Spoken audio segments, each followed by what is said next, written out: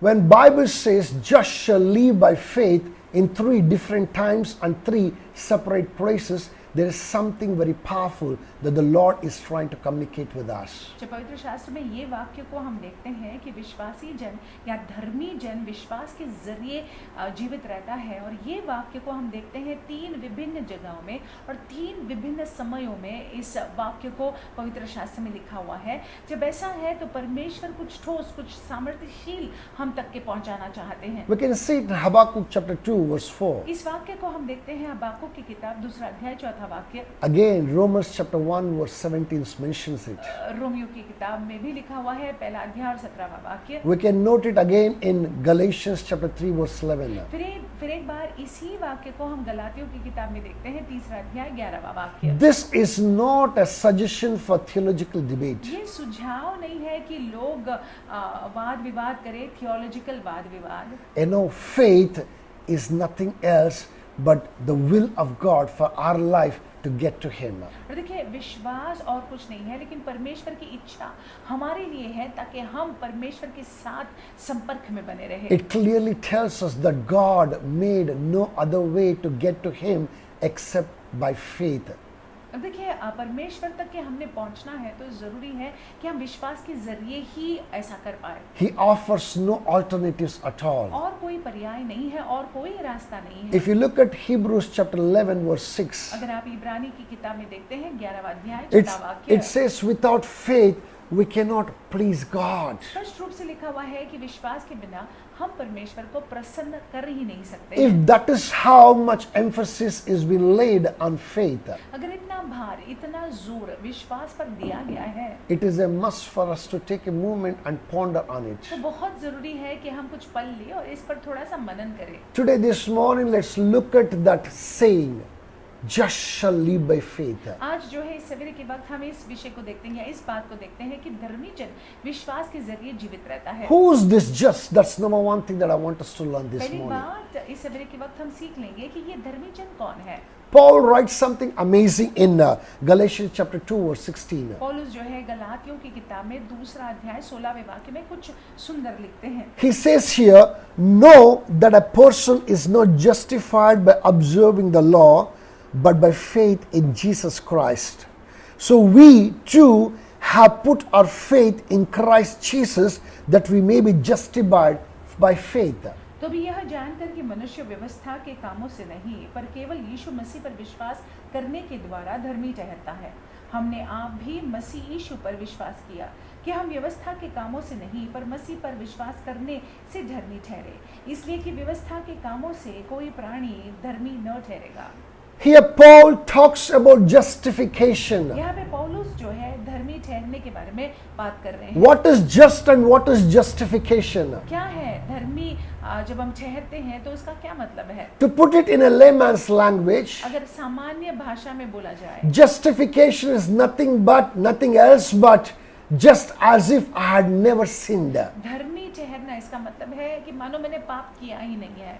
And it's something that we cannot earn it. और इसको हम कमा नहीं सकते हैं। It's a free gift from God. ये परमेश्वर का मुफ्त तोहफा है हमारे लिए। My brothers and my sisters, as you place your faith in the Lord Jesus Christ, that God sees you, He justifies you, and He says, this one had never sinned. और देखिए, जैसे आप अपना विश्वास मसीह यीशु पर रखते हैं तो परमेश्वर आपको देखते हैं और इस तरह से देखते हैं कि मानो आपने पाप किया ही नहीं हो। That you are completely, fully accepted by God. और परमेश्वर फिर आपको पूरी रीति से स्वीकार लेते हैं। How beautiful it is, it right? कितनी सुंदर बात है ना? Just by faith, we are able to get to God. केवल यीशु मसीह पर विश्वास कर हम परमेश्वर तक के पहुंच सकते हैं। I repeat, just by keeping faith in the Lord Jesus Christ, we will be able to get to God. केवल यीशु मसीह पर विश्वास कर हम परमेश्वर तक के पहुंच सकते हैं। Second thing that I want us to look at this morning is walking. और दूसरी बात जो हम चाहते हैं इस सवेरे के वक्त हम देखें वो चलना है। What is walking? चलना क्या है? I know 2 Corinthians chapter 5 verse 7 says, दूसरी कोरिन्थियों की किताब 5वां अध्याय 7वें वाक्य में लिखा हुआ है, we walk by faith, not by sight. कि हम रूप को देखकर नहीं चलते हैं, हम विश्वास के जरिए चलते हैं। So if we walk by faith, then what is walking? तो यदि हम विश्वास के जरिए चलते हैं तो चलना क्या है? Walking is nothing else but not aimlessly sitting and waiting to get raptured. देखिए, चलना इसका मतलब ये नहीं है कि बिना कोई ध्येय के, बिना कोई लक्ष्य के हम बैठे रहे और इस के लिए रुके रहे कि हमारा रैप्चर हो जाए। Walking can be turned as motivation that pushes us towards the goal of knowing God and accomplishing the purposes that He has for our और life. देखिए, चलना इसको हम इस तरह से कह सकते हैं कि हमारे में वो उत्साह रहता है कि हम परमेश्वर के उद्देश्य और परमेश्वर के रास्ते पर हम चले। Walking is also finding direction to get to a destination. और देखिए, ये मानो ऐसा है कि आप एक वो दिशा को समझ लेते हैं कि दिशा क्या है जिसके जरिए मैं अपने ध्येय पर पहुंच सकता It's हूं। reaching that goal, that God-given goal for each one of our और life. देखिए, जो परमेश्वर ने हमको लक्ष्य दिया हुआ है, ध्येय दिया हुआ है, उसको हमारे जीवन के लिए पूरा करना। Also, walking means और चलना का मतलब ये भी it है, is a motion ये एक गति है which requires commitment, rather constant commitment to be in that process. या क्रिया है जिसके लिए जो है वचनबद्धता की जरूरत है और निरंतर उस बात को करना जरूरी We है। need to use every faculty of us, and we need to use every bit of energy, every bit of strength to get to where God wants us to. हमको क्या करना है कि हमारे सारे इंद्रियों को वहाँ पे केंद्रित करना है, हमारे सारे ऊर्जा को वहाँ पे केंद्रित करना है ताकि हम पहुँचे जहाँ पे परमेश्वर चाहते हैं कि हम पहुँचे। When we are just and when we walk by faith, और देखिए, जब हम धर्मी ठहरते हैं और जब हम विश्वास से चलते हैं, just shall live by faith. धर्मी जन जो है विश्वास के जरिए जीवित रहता है।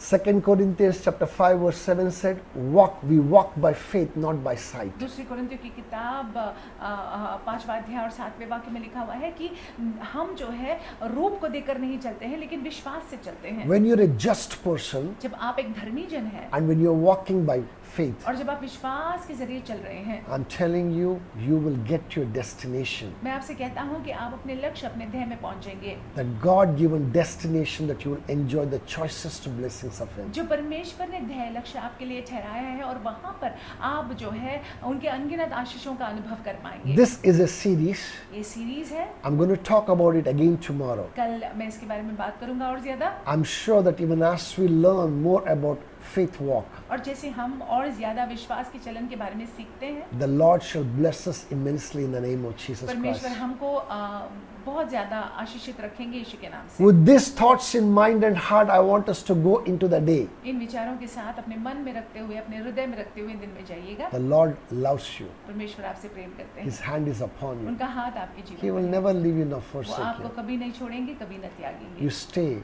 focused on Him. आप उन पर अपना लक्ष्य बनाए रखिएगा, Have faith in Him. उनमें विश्वास रखिएगा। And as you do that, जैसे आप ऐसा करते you हैं, shall get your destination in the name of आप Jesus. अपने ध्येय में पहुंचेंगे यीशु मसीह के नाम से। God bless you. परमेश्वर आपको आशीषित You have रखे, an amazing day. आपका दिन बड़ा अद्भुत जाए।